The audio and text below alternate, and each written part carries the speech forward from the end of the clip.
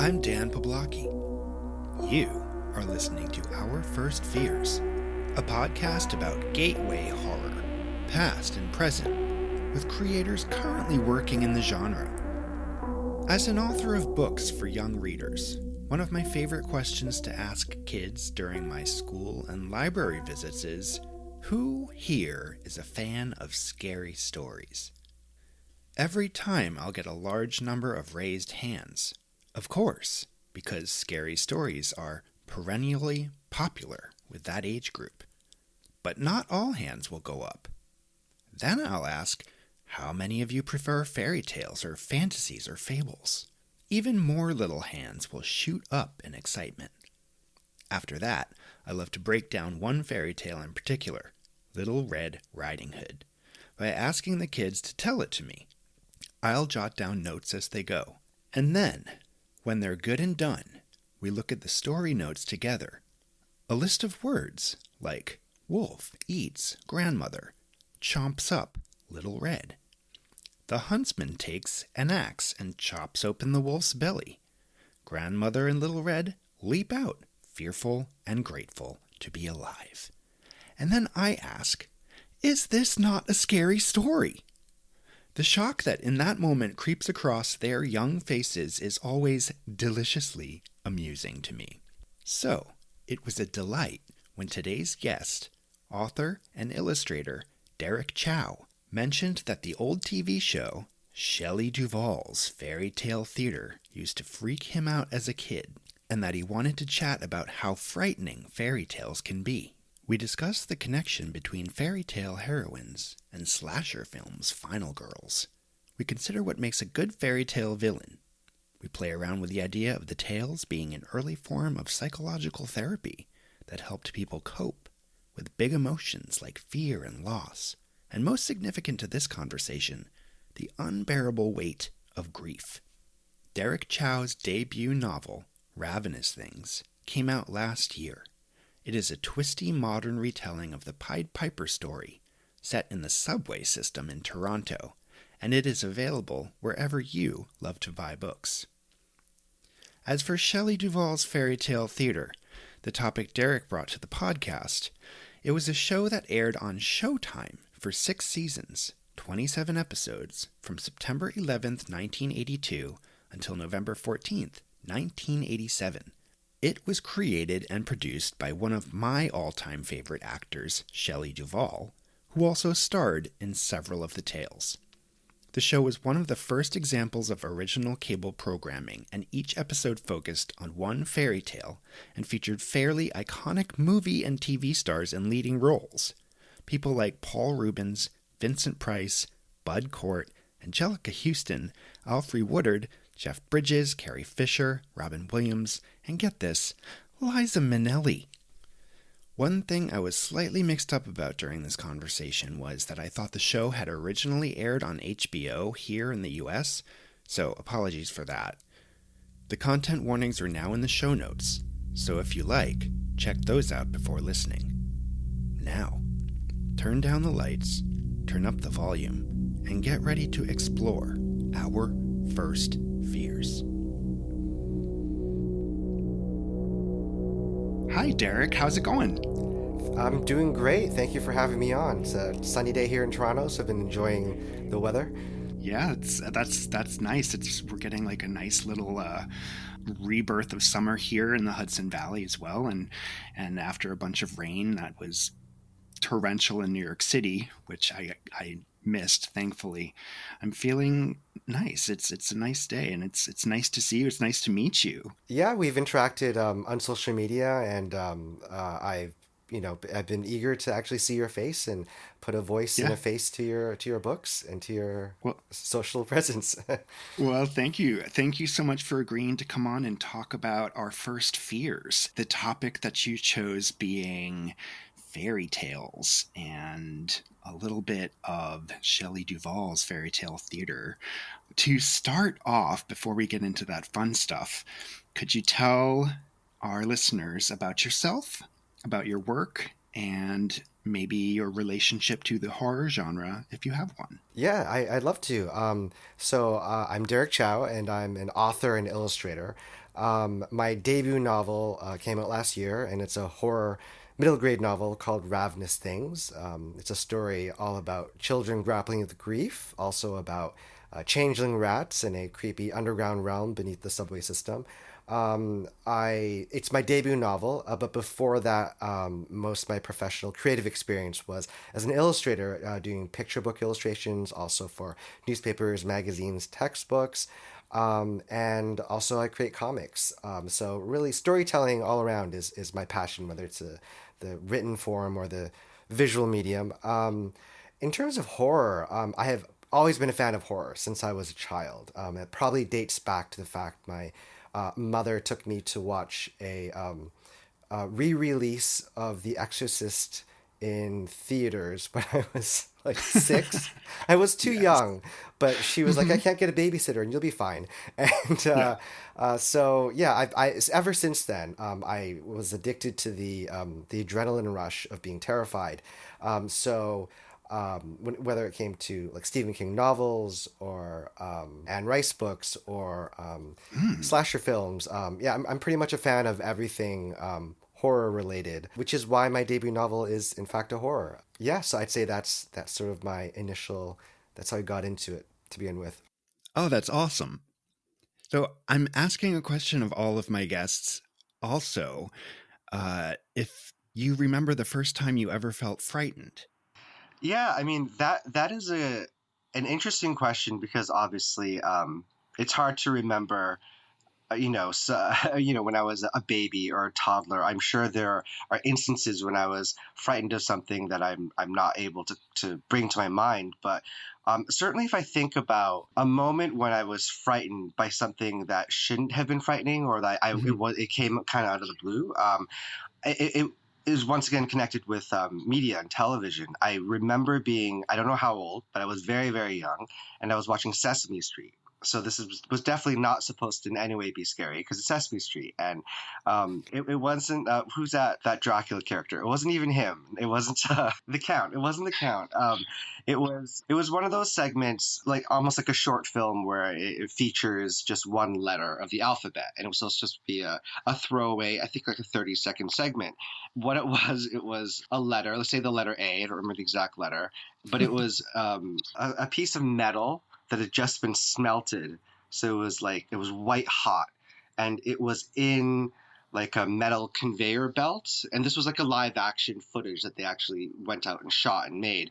And the conveyor belt is bringing it closer and closer to the camera, and there's kind of this intense mechanical sounding music that's supposed to sound exciting and percussive, but I was terrified. I have this distinct memory of sitting there eating my cookies, and something very cozy and friendly had just preceded it, probably like Ernie and Bert, who I loved, or something like that. And suddenly this came on, and it was just riveting and terrifying, and I actually hid behind the couch, and I didn't even understand what I was afraid of because it was just the letter A coming towards the camera, and I don't even think there was like a voiceover saying the letter A. It's just, here's a letter A, look at it.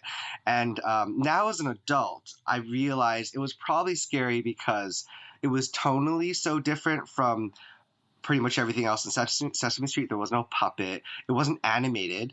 There wasn't a friendly human. There was no face even. There was no character. It was just this harsh industrial setting with a metallic letter, inanimate object just coming towards the camera. And it was almost like me encountering like an alien, I guess. Like you don't know what its intentions are. You don't know why it's here. It's like, what does letter A want? Is it going to attack me?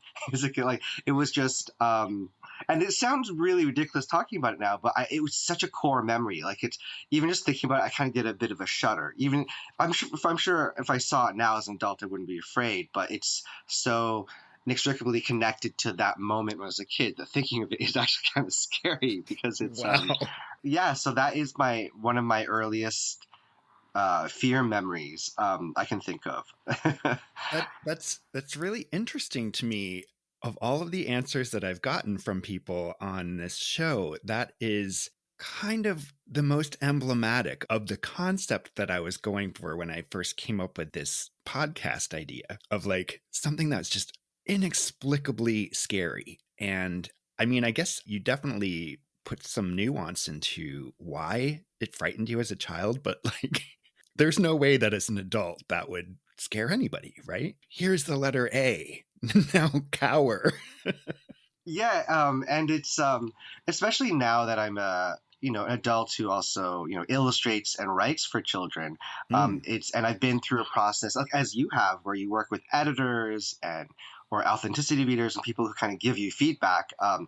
I now can see it because if I just think back to even some like illustration jobs I've had for like textbooks for children or picture books, there have been moments where like I've drawn something and I thought, all right, this is fine, and an editor would be like, oh, this could potentially be perceived as I don't know scary or intense, and maybe pull back on that, and it might be something I just didn't even think of because not everything is scary to everyone, and not everyone is able to imagine what a child is going to be afraid of. So, I mean, I would think in the current media landscape, something like Sesame Street, they probably would be less likely to put out something like that. That's a bit ambiguous. They'd probably Yeah. make it much more overtly funny or humorous. And so I kind of love that was there. I don't want to say I was traumatized by it.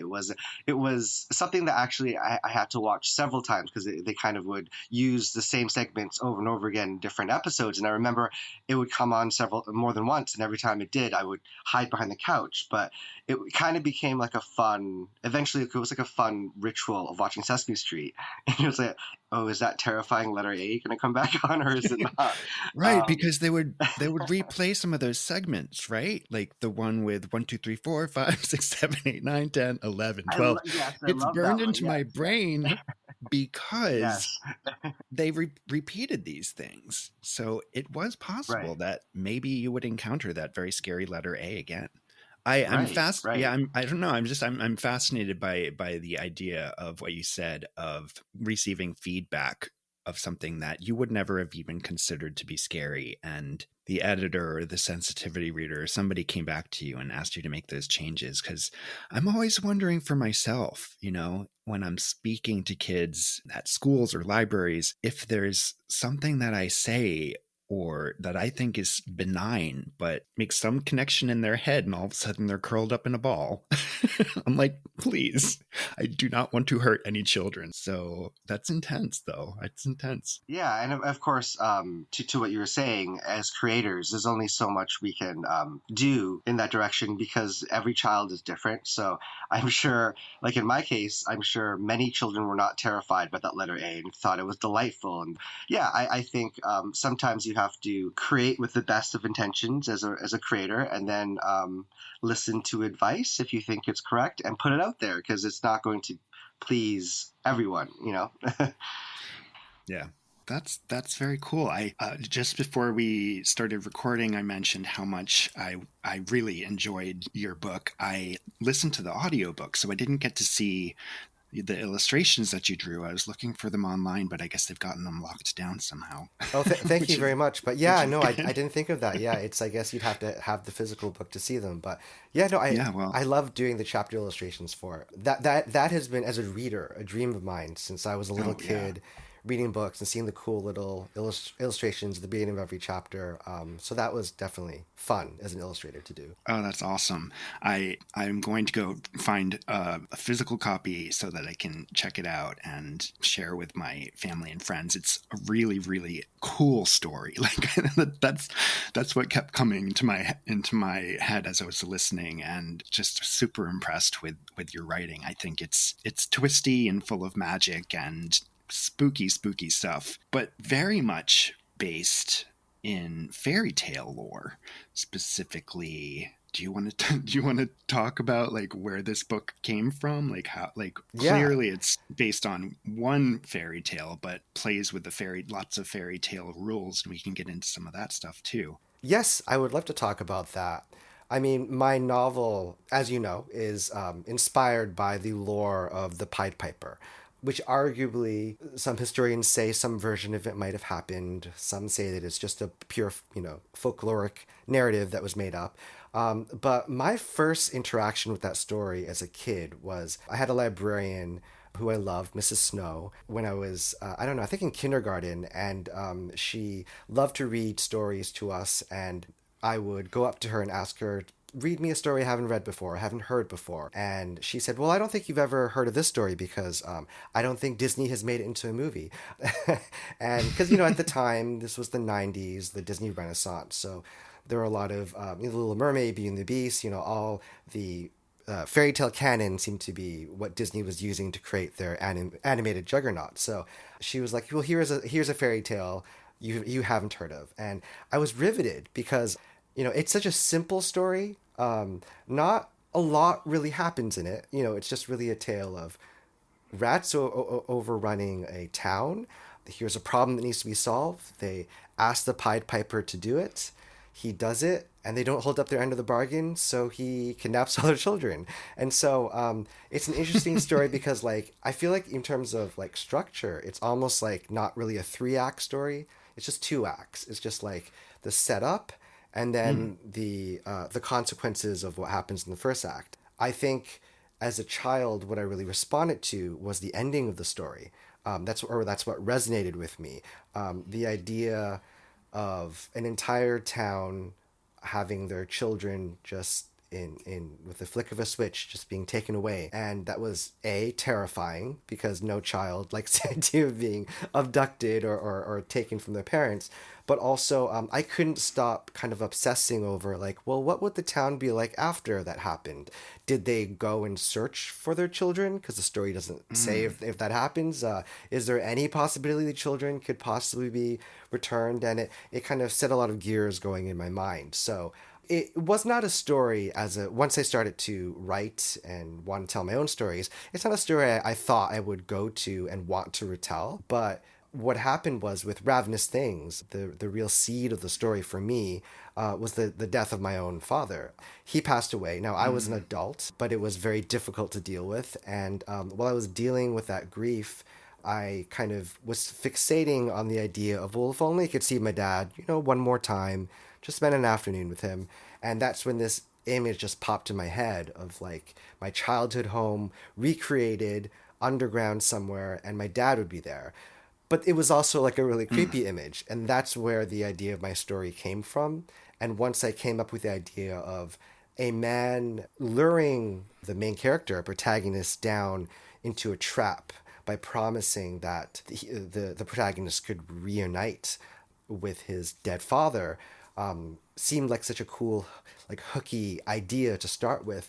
And once I started building out that world, I realized, oh, this kind of has a connection to the Pied Piper and the story of the Pied Piper of Hamelin. And so I didn't start with the tale. I actually came up with the idea of grief and dealing with grief and what one would do to see their loved one again if they passed away. And then it became a Pied Piper story. It was only maybe I had fleshed out a lot of the plot before I decided, oh, this is going to be a Pied Piper story. And that's where the idea of rats came in, because my villain, in order to, so he wants to abduct all the children in Toronto, all the children who have lost a loved one. And he's able to use this weakness of theirs, this grief, to lure them all down on a subway train. And then we find out later, this is a bit of a spoiler, but whatever.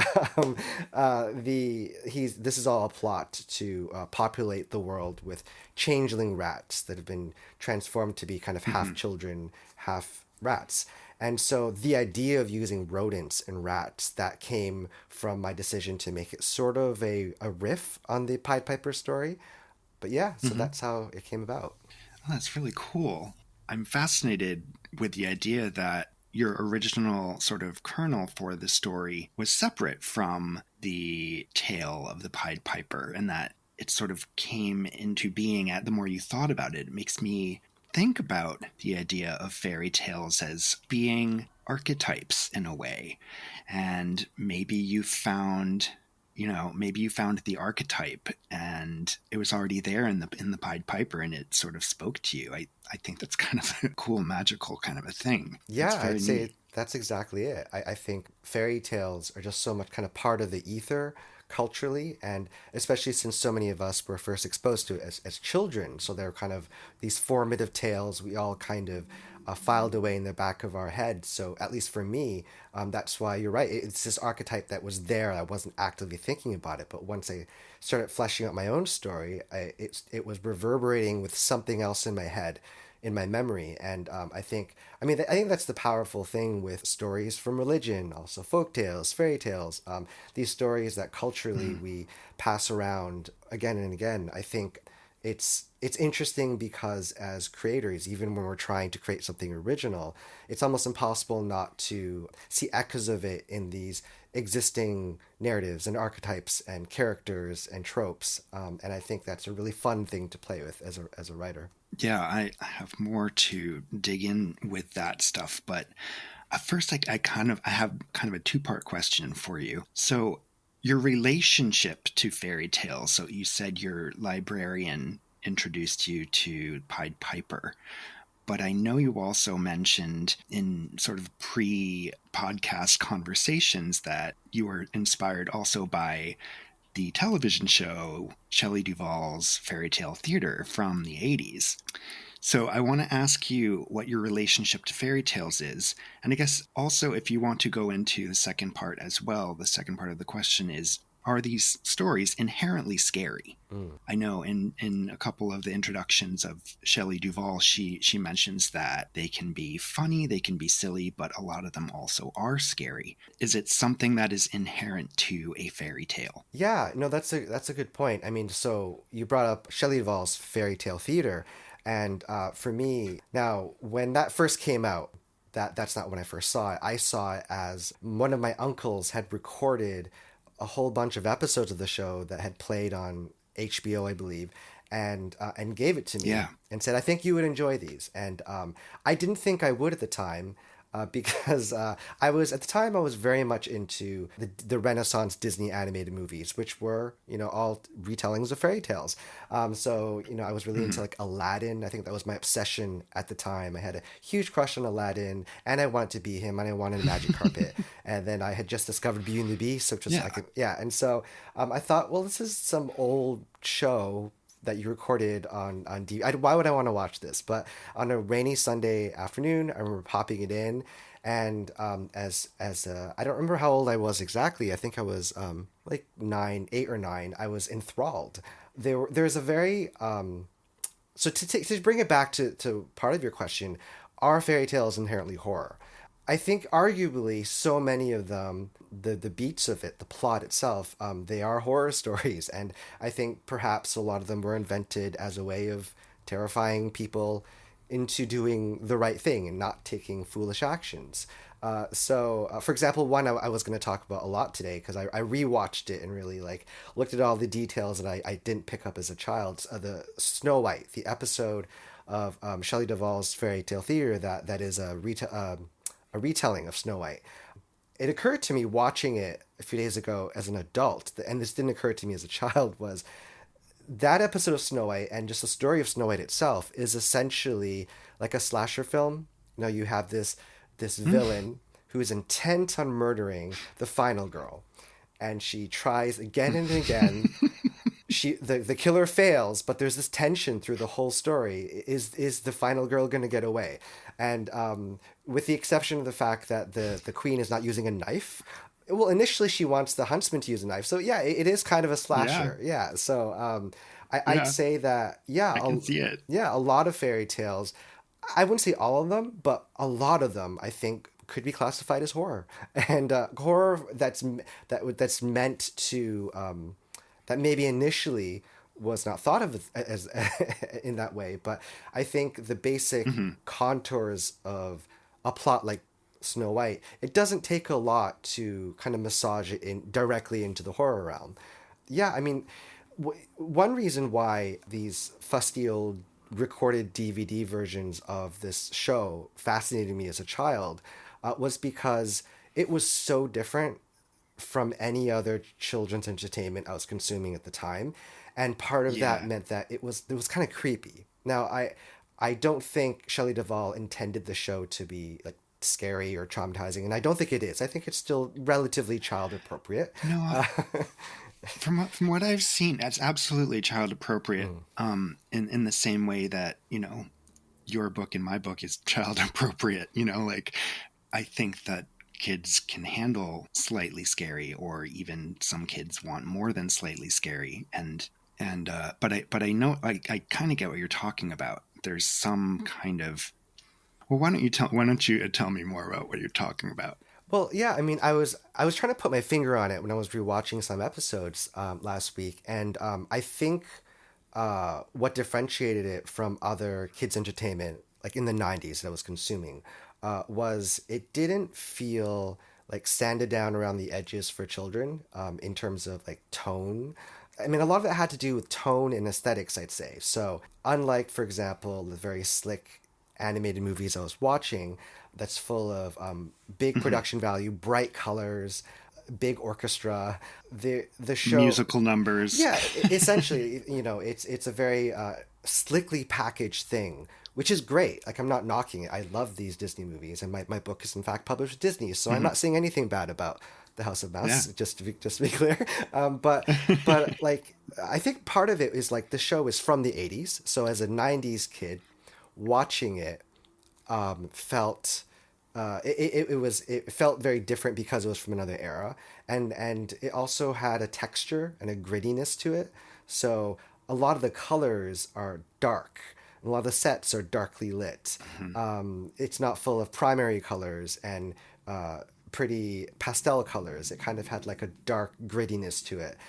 It's there's no real like CGI. It is all filmed on film sets, and they don't even film on location. Like, they don't film outside in a forest. They clearly have built a little forest set, and you can, even as a kid, like, I could tell, well, this isn't, they're not really out in the real world. It's almost like they're filming in a theater, and there's something kind of oddly claustrophobic and dark about that. Yeah. And it kind of That's exactly right. yeah, and it aesthetically makes it almost more like a horror than if it was filmed like a big budget movie in grand locations. I think it's like almost accidentally horror because of budgetary restraints, because it was filmed on these very small, tight sets, that creates a disconnect from reality. They are already telling stories that are strange things are happening, but also we're watching them happen in strange places and strange costumes and this almost VHS style like film over what we as kids growing up. I was a little older in the '90s, but at that point, you know, the quality of the screen was a little bit higher definition. So I hear what you're saying. I totally understand that. I never watched them as a kid because my family didn't have HBO. And by the time they were finished airing, I was into 7th, 8th, 9th grade. And I don't know. I mean, I don't think that age is necessarily going to be looking to Shelley Duvall's Faerie Tale Theatre. I mean, I watched a couple episodes before we spoke, and I would actually go back and watch more because I thought they were really cool. I watched the Pied Piper one, and I watched Rumpelstiltskin because Shelley Duvall was in the episode of Rumpelstiltskin. And what you're talking about, the special effects or the visual effects sort of being really low quality, low budget. I don't know if you remember the Rumpelstiltskin episode. Now, interestingly, I only remember the first 5 minutes of that because my uncle had recorded part of some episodes and had like sports games after. So I didn't watch the entire show at the time. So that is one I'm not that familiar with. But I remember the introduction that she gives. There's a moment near the end where she cleverly goes and talks to all of her forest animal friends. There's a unicorn who leads her to a small little hollowed out tree where Rumpelstiltskin's people are having a party, and she overhears one of them call him Rumpelstiltskin, and that's how she learns the name. And as the fairy tale goes, like the next day, he's like, "All right, now you're going to give me your firstborn child. I've had enough. You haven't guessed my name yet." And she guesses it, and he flips out. Like, it flips out in this way that's like way too much. Like, I can see, like, that might have thrown a child off a little bit. So, like, the scary element is there. But then the special effects make him look like he is literally divided up at the middle of his body and then, like, separated and pulled apart into two pieces. It looks like he's being torn apart into two pieces, but in a very rudimentary VHS kind of in camera kind of way. Yeah, it's actually pretty terrifying. Yeah, there are so many moments like that in the episodes that I did see as a child that were just terrifying. They terrified me to the bone, and a lot of it was just, it was unsettling and odd, and unlike the way a similar scene would be approached, for example, in a Disney animated musical. So you just reminded me of the moment from Snow White and the Seven Dwarfs, which is the most terrifying moment for me, or was as a child, and it's the very end. So you have the evil queen, who is, by the way, played by iconic English actress Vanessa Redgrave, and she is her performance as the queen is fascinating because it is full of sensuality, and she's very cat-like in her movements, and she's always slinking across the stage in every scene that she's in. And of course, it suits the character because she's vain and she's obsessed with her looks.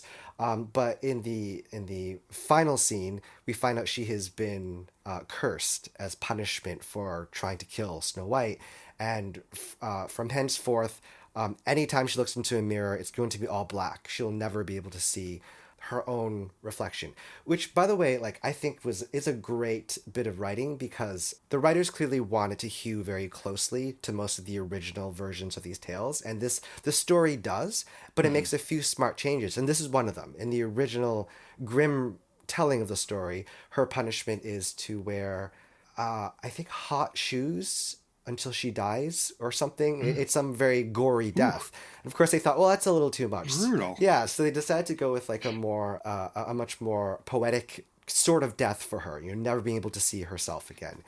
And this scene, it didn't make sense to me even as a child why the scene was so terrifying. But watching it as an adult, I'm like, oh, I get why. So she finds out that she can never see her reflection, and she goes from mirror to mirror to mirror, and they've just painted it black. It's a very simple special effect, and she can't see herself, and she starts to just scream and roll around on the ground in like a fit of rage ecstasy. Like, I don't really know how to put it. Like, she's still very sensual in her movements and very like womanly, but it's just this odd adult woman tantrum, and it terrified me as a child, and it felt like the scene went on forever. And as an adult watching, I'm like, oh, this is why it's terrifying. It's because watching as a 7 or 8 year old, however old I was seeing an adult act in a way that I knew in my core adults are not supposed to act like this. You know, I couldn't have put it into words, but all the adults in my life were people who I looked to protect me, whether it was a teacher or my parents or a doctor. And this woman was literally, you know, her role. She's a mother in it. And seeing her act in that way was just deeply existentially, like, earth-shatteringly weird and creepy. And it's unlike watching it in a cartoon. Like, if there was an animated character doing this, it's kind of funny, it's animated as a cartoon, but seeing a real live celebrated actress do this and really put her all into it, it's a bit campy, it's a bit much, but it's with the tone and the dark tone of the story and the way the scene is lit, it's actually terrifying. It's a very, it could fit easily in an 80s horror movie. I could totally see this fit. You know, there's no gore, there's no blood, but so yeah, I think there are a lot of moments like that in the scene you brought up that are very horrific and fit within that genre. But probably not even intentionally horrific, which I think is an interesting thing that happened back in the 80s too. Like, you know, we can look at these things now. Maybe at the time it wasn't going to be horrific to a kid. Maybe it sounds like it was horrific to you as you experienced it. But I wonder if the filmmakers, if the producers and the writers actually intended those moments to be uncanny in the way that they sort of turned out. Yeah, no, that's a good point. I think you're right. I think they weren't intending on, for a lot of these moments, I don't think they were trying to make utterly terrifying moments, but I think why they were still very compelling and why they worked, I think they allowed themselves to lean into the story they were telling, and they weren't, writing by committee and trying to sell toys or trying to make things as they were just thinking of the truth of the story they were telling and thinking, well, this is how this character, who is a narcissist and incredibly vain, murderously vain, would react. And I think that's a great way to tell it's stories. Truthful. That's so interesting to think about what their intentions were. In the 80s and probably all the way from the 80s and earlier, maybe even before this, the corporatization of media connecting to selling children products, toys, all that stuff. This clearly wasn't doing that. And I think it's interesting. I did read that Shelley Duvall and the team won a Peabody Award for this, which is like a very prestigious arts award. Which I think is really cool and probably speaks to the quality of what we're talking about. Having heard you just describe what happens to the Queen at the end of the Snow White episode, it makes me think about fairy tale villains and sometimes how they get their comeuppance. I guess another two-part question for you. You've created in Ravenous Things an incredible villain. He reminded me of something from, for real. It reminded me of something from like Something Wicked This Way Comes meets Roald Dahl. The way that he speaks in this kind of rhymey, almost like trying to be human, but trying to do it better than humans and all actually just coming across as a big creepazoid. When sort of he gets his comeuppance. Spoiler alert for, people who haven't read Ravenous Things. I won't go into details, but when he gets his comeuppance, he kind of throws a fit as well. I never made that connection. It very well might have been inspired by that scene in Snow White. That's true. Yeah. I think, and what you were saying, thank you, by the way. It's really nice to hear that from an author such as yourself. But I think a lot of the way I wrote him is similar to what I was saying about what I think the storytellers of, Shelley Duvall's Masterpiece Theater did that I really respected, both as a child and now as an adult, which they lean into the truth of the story. So for me, as you said, he speaks in a very odd cadence. He in a kind of rhymey sing-song way. He kind of has a lot of strange made-up words, and it's kind of something I struggled with because I came up with the idea because I thought, okay, this is supposed to be a character in my mind, his backstory. This is not told in the story, but he was abandoned by his mother on the tracks of the subway station, and he crawls into the tunnels, and he's essentially brought up by the rats. And so he's aware of the human language, and he hears snippets of it when he's stealing things from the human world to go back to his lair underground, but he is not someone who is educated here. And so I wanted him to speak in a way that set him apart from a normal person, and I thought it would make him creepy. But it was kind of difficult to write because I was constantly asking myself, like, is this annoying? Like, I know it's annoying. It's kind of supposed to be. No. This is too, and it's not annoying. It's because you don't give too much time. He doesn't speak that much. Mm-hmm. So no, it's not annoying. Well, I appreciate that. I'll just interject there. I've had people tweet at me that it was annoying, and that's valid. Everyone, people are allowed to not like my book. It's just us authors are sensitive, so that's definitely something like in retrospect. I'm still like, was that too annoying? But anyways, that was me leaning into what I thought the truth of my story would be. Dan Pawlowski says it's not annoying. Excellent. That's going to be that'll be a blur. On your retweet. Yes, exactly. But. Yeah, no, so as a villain, I definitely wanted to make a villain that stood up to a lot of these creepy villains in Shelley Duvall's Faerie Tale Theatre, because that show and the fairy tales are filled with great villains. And so, yeah, that's definitely something I focused on a lot and was very important to me. So who are the other scariest villains in fairy tale lore? And it doesn't just have to be the Grimm's tales. I mean, there's folk tales and fairy tales from all over. Well, who are the scariest ones in your opinion? We can talk about that in two parts too. It's like, what do you remember the ones that scared you as a kid, and has that changed as you've grown up and became an author yourself? Yeah, that's a really good question because there's kind of two parts to this answer. Some of the fairy tales that I thought were creepy or had a horror element that spoke to me didn't necessarily have a villain, and other ones had great villains. So in terms of actual villains, if I'm going back to Faerie Tale Theatre, the episode that I found particularly terrifying was Sleeping Beauty, and in that one, we have this final showdown between the prince, played by Christopher Reeves, actually, so filled with stars, this show, and I don't remember who plays the evil queen, but it's a low budget show, so this big climax between a like 20-story tall, because she's transformed herself into like a gorgon, a huge beast, and she's battling this prince,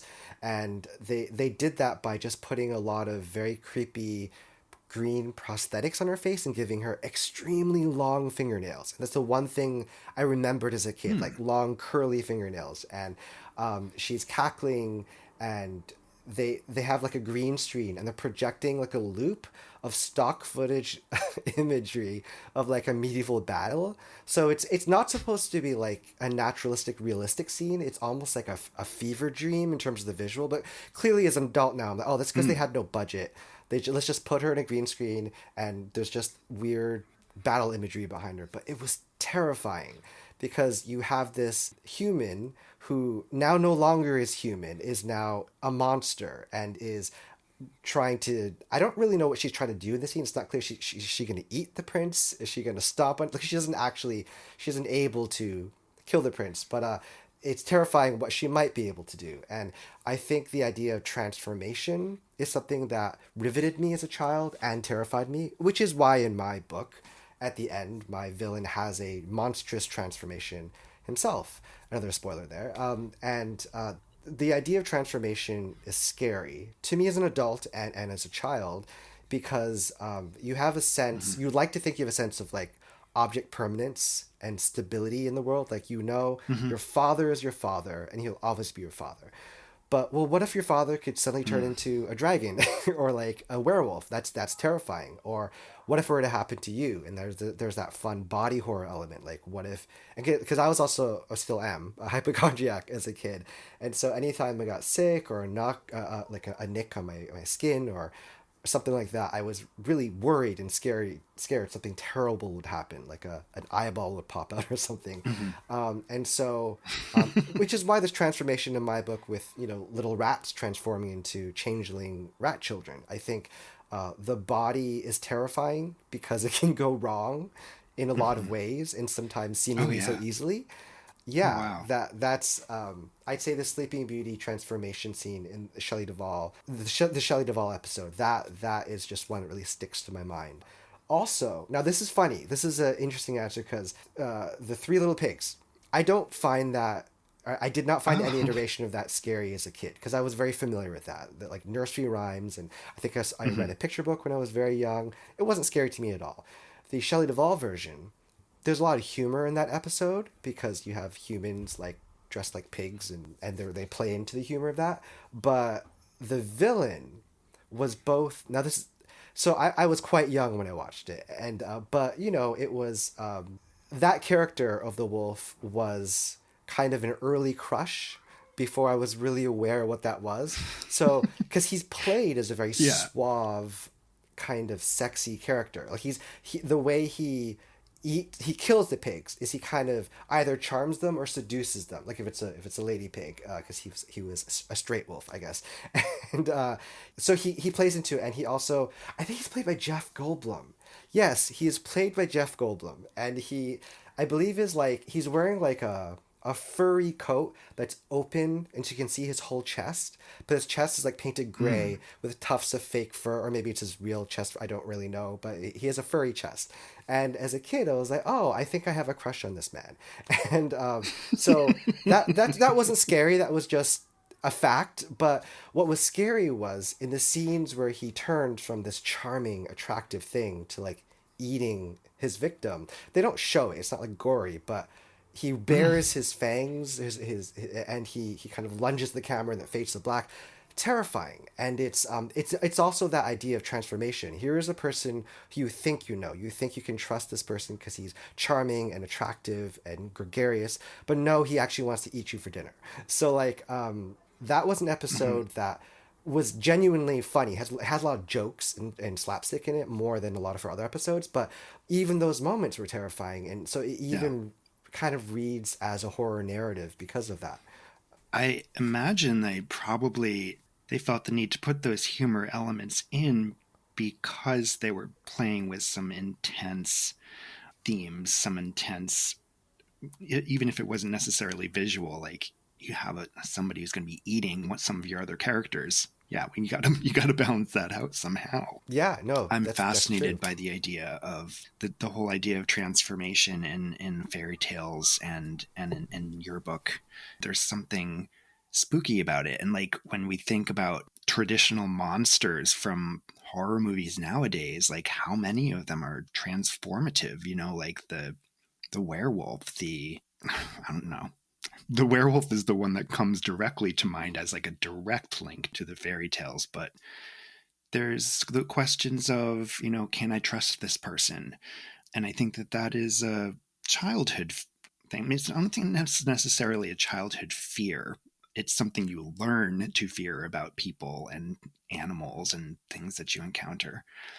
To sort of go off in a different direction, but also connected to the idea of the villain. Like when I think about some of the scary fairy tale figures, I think about Cinderella's mother, and it's probably for like a mundane reason that she is tasked with being this girl's guardian and the abuse that she heaps upon her. And that scared me, as I think as a kid, that could exist, and that some of my friends and strangers, people on the street, like were living situations like that. That was really scary to me. And it sort of brings me to the idea of like fairy tale families. There seems to be a tradition of having the family element to characters in fairy tale stories sort of always being a problem. And I feel like it's set up almost to make the audience uneasy. There's orphans, there's dead parents. As a result of that, there's single parents, there's cruel parents.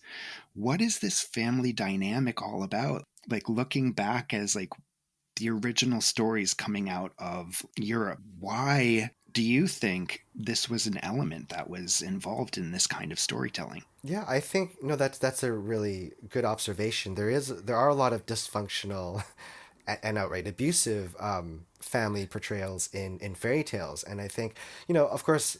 We can't interview the people who originally created it and ask them, why did you put this in? I suspect it's both a reflection of the real world of the time. I think there was a lot of dysfunction, and they're aware of that. I think also it allows the character to be put into a position of vulnerability, which can maybe allow what has to happen, the plot to happen.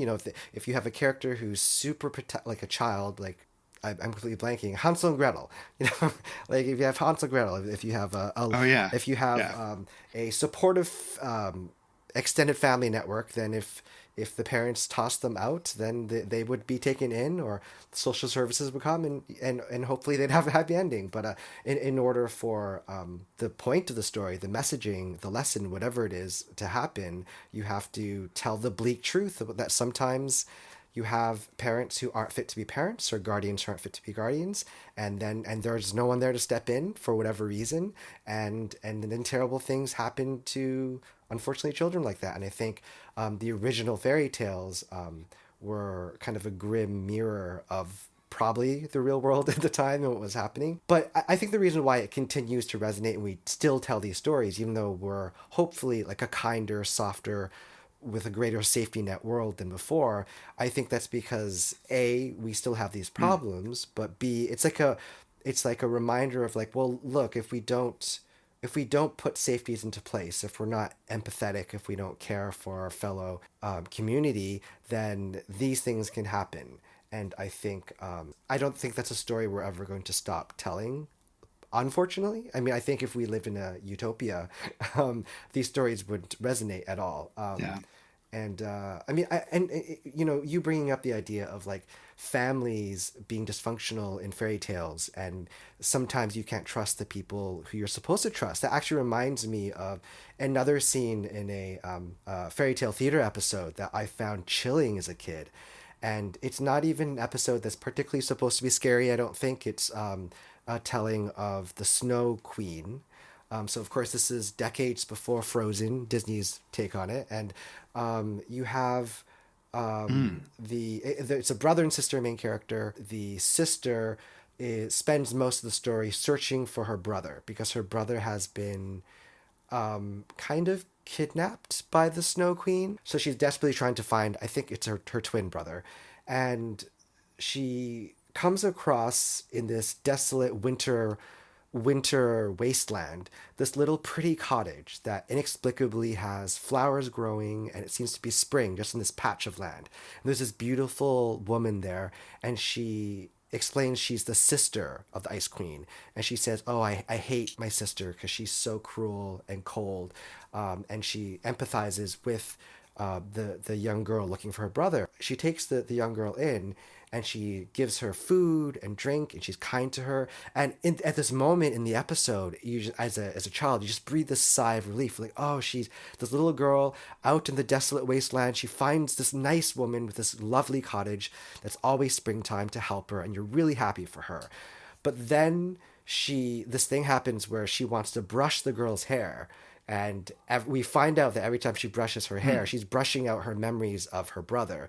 So she's essentially wiping out from the girl's mind the memory of the quest for her brother. She doesn't even remember why she's there, and so she ends up staying there for months longer than she intended because she has forgotten all about her brother. And we eventually find out that this woman... That's so cruel. It's cruel and creepy. And the cool thing is we find out that she's doing this, she explains, because she's lonely.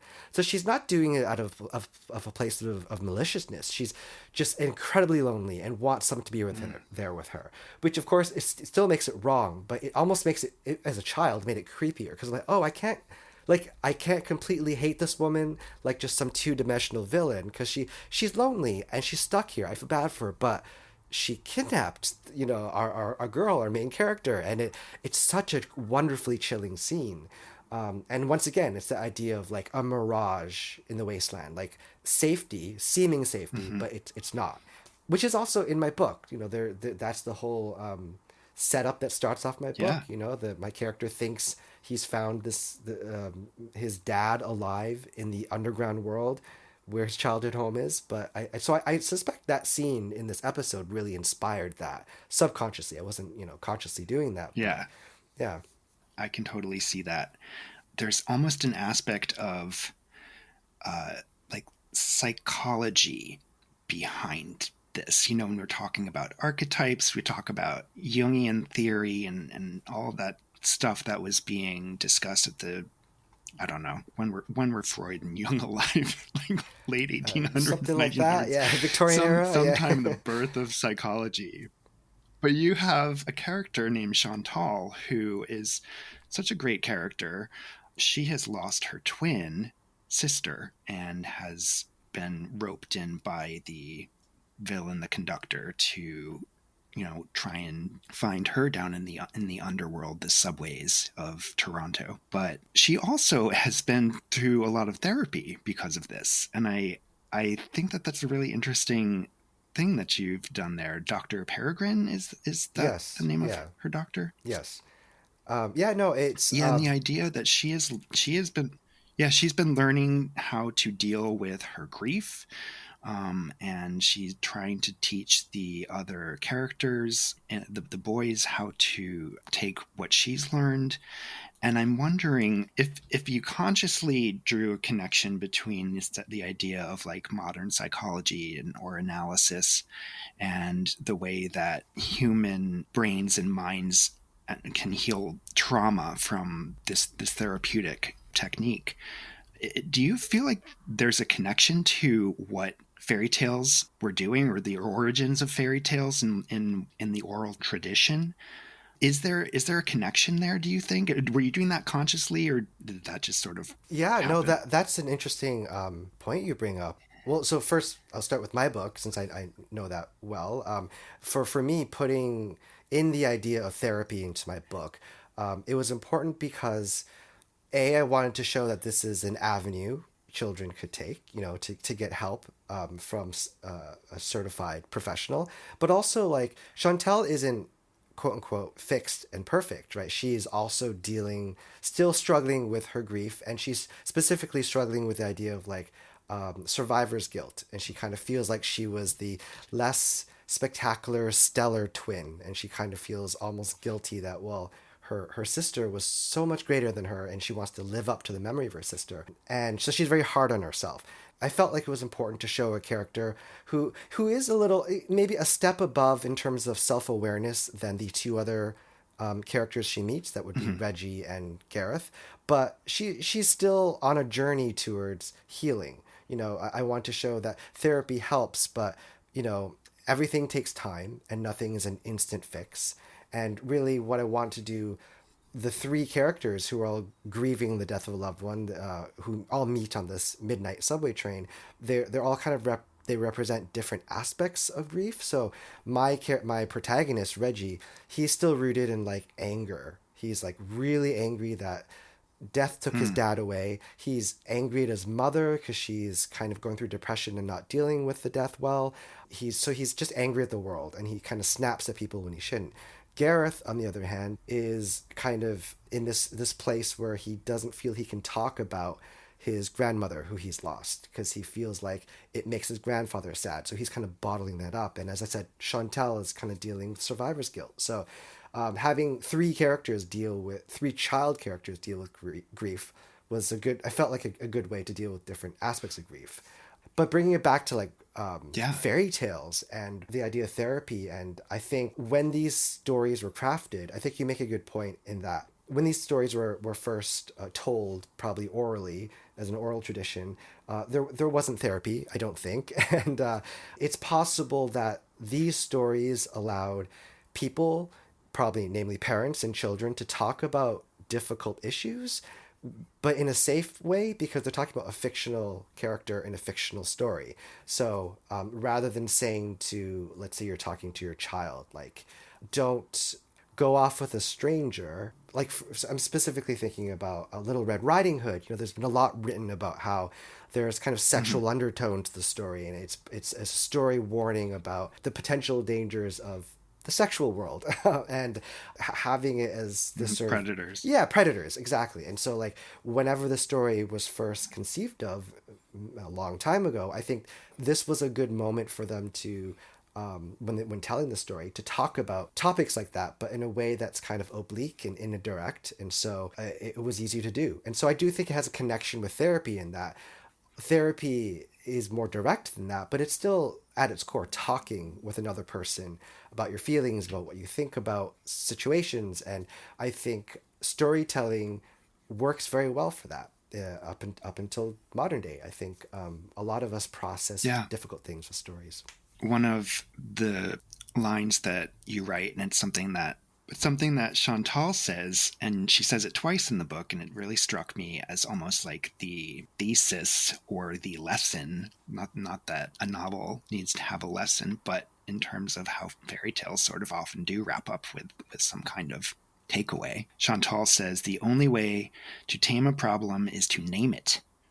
And I love that because it connects directly with a very mysterious fairy tale trope to me. And I love hearing people's takes on it, but the concept of names or naming things in fairy tales. The only way to tame a problem is to name it, which tackles the idea of grief and healing, but it also touches on that idea of naming, having a name and a secret name in fairy tales, and why a name could give power. Do you think that this is still true today, like outside of the fairy tale realm? I mean, I know her statement is a statement about how to heal, something maybe that she's learned at her doctor, but are our names still powerful today, do you think? in the way I that they were do. in fairy tales? I, Rumpelstiltskin's name being secret and having power. I do. I think it's shifted, right? I think with fairy tales, particularly the time it was told, I suspect most people probably weren't literate and couldn't read or write, and so the idea of knowing a name and being able to speak it and articulate it was really how you held knowledge, and so it truly had that level of resonance. Of course, that's for now the world is statistically much more literate than then, and so it doesn't necessarily have that type of resonance. But I think the idea of naming something and knowing its name, I still think it's very important and resonant in a lot of places in our lives, and not just people's names, but like the name of a problem or a disorder, for example. I mean, I know so many people and in my own life. I have a therapist and I deal with some anxiety issues, and once I was able to see and be told, well, this is the problem you have, and these are the symptoms of what happens when you're dealing with it, and you can see a path forward because like, all right, this isn't a mysterious thing happening only to me because I'm that special. This is something that many people have dealt with, and I can deal with it, and I have like a path towards dealing with it. And I think that's one way in which naming still is so important to people. Like even on the most modern of modern apps, TikTok, I see so many videos come up on my feed, which are people kind of excitedly saying like, "Oh, I've just figured out that this thing I struggle with is actually X, Y, and Z," and it's clear they're excited about it. They're happy because it's taken away some of its power. They have the power back because it's not a mystery anymore. And Yes. yeah. So yeah, I think it's still very much there in our culture, but like it's shifted a bit. I think the idea of like a person's name. I mean, I think in this day and age where we're all online and our names are our brand, and everyone has like a whole bunch of followers, and maybe a bit less so because everyone kind of knows our name now. But I don't think that concept has gone away though with a lot of things in our lexicon in our culture though. Yeah. I think people from back in the day of fairy tale invention might have looked at our culture now and been like, y'all are giving away your names for free. Yes. Yeah. There is a danger in that. And Derrick, we know that's true. Like there is a danger in sharing our names, and there's people out there who do not share their names. They give different names, and it's this parallel, like it parallels this story in a way. Thinking about people who catfish or like scam people online. It's there's still a danger there, I think, which is fascinating. And I do I think the people from the past would be looking at us and being like, you're all in real trouble. Yeah, no, and I actually complete that makes a lot of sense to me because I'm actually like a very private person. I'm not a person who naturally gravitates towards sharing my life online. Like I love being an author. I love telling stories. But as you know, as an author, a lot of the joy of that is you're creating a world and it's fictional and you put yourself in it, but it has that remove. And I myself, sometimes have difficulty with the idea that I'm kind of expected to put myself out there in a way that maybe I wouldn't naturally. So yeah, I totally agree with those people from Oh, 100 years absolutely. ago, 200, 300 years ago. I want to sort of wrap up our talk here. I guess maybe with a comment about your book, the ending of your book. So if people don't want to hear like literally just some lines from the ending of Derrick's book here, you can fast forward. But if you don't mind, I just wanted to mention something that Reggie sort of comes to at the end, reading some writing that his father has put down into a book, and it's something like his father was as close to him as the lines on these pages, meaning that Reggie's reading, missing his father, trying to grasp or grapple with the loss of his father, and finding this book with words that his father wrote, and meaning like that his dad is as close as the lines on these pages. And I think that's such a lovely idea, and it sort of connects to something that I like to think about, like think of writing as a kind of a magical act. And here it literally is connecting the living and the dead. And I thought that was just like a perfect way to sort of wrap up the tale that you created here. And I don't know if that's a question or a comment. You can respond to it or not, but no, thank you. Yeah, it's nice to hear that resonated. No, it's very much the point of my book, I'd say, which is why it ends with that. You have this book that's initially all about a main character, Reggie, chasing illusions, right?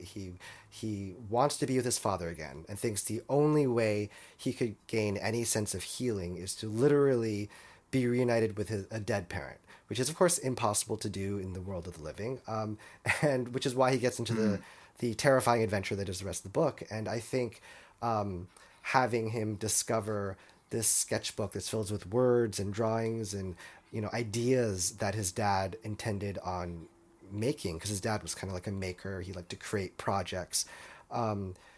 Finally, Reggie realizes, he can remember his father, he can heal, he can continue his father's legacy simply by engaging with the things his father created while he was alive. He doesn't have to physically be reunited with a zombie version of his father. That moment was all... or robot version. Exactly. It's technically a robot, a roach-powered robot version of his father. But roach-powered. Yeah. It was an easy moment to write because it was that was like a very real moment where my father also created a lot of things. He was a carpenter and a designer and an engineer.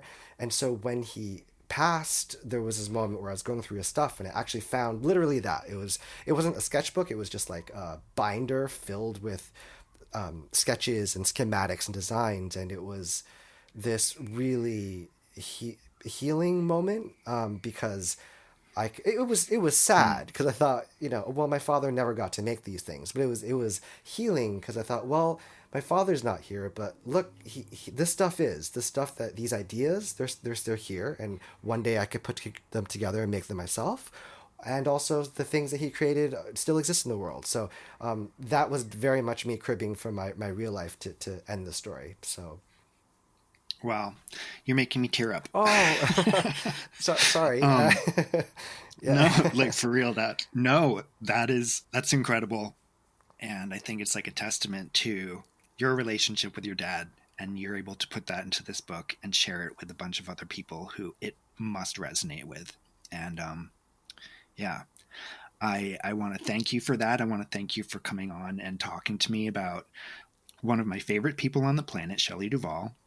We must just briefly mention the iconic sort of meme-ified, "Hi, I'm Shelley Duvall," or "Hello, I'm Shelley Duvall." If anybody out there in TikTok land has seen this supercut of Shelley Duvall saying this, these are from the Shelley Duvall's Faerie Tale Theatre, and like it's just so cute and so lovely. And yeah, I appreciate you bringing this topic to the table. I realized that I want to say it, but she was an executive producer of the show, and it was her idea. So really, it's her baby, the Faerie Tale Theatre show. So yeah, other than being an incredible actress, she is so creative and such a great mind. Just spectacular. I'm one of her biggest fans, and I'm a fan of yours. So thank you so much for coming on, and hopefully you'll come back. And you know what? Before I do that, I'm going to ask you: do you have anything else coming out, or any other projects you want to talk about? I'm excited to hear what you have coming up next.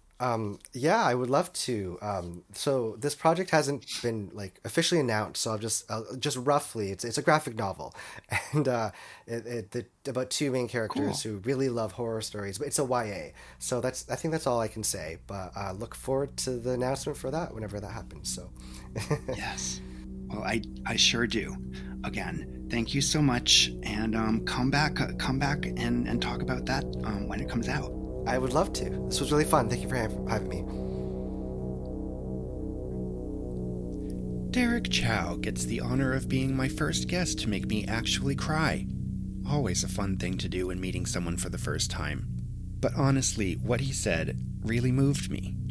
And I don't know, maybe I was just feeling sensitive on the day we recorded. Either way, I'd like to thank Derrick for being such a wonderfully thoughtful guest, and also for loving Shelley D as much as I do.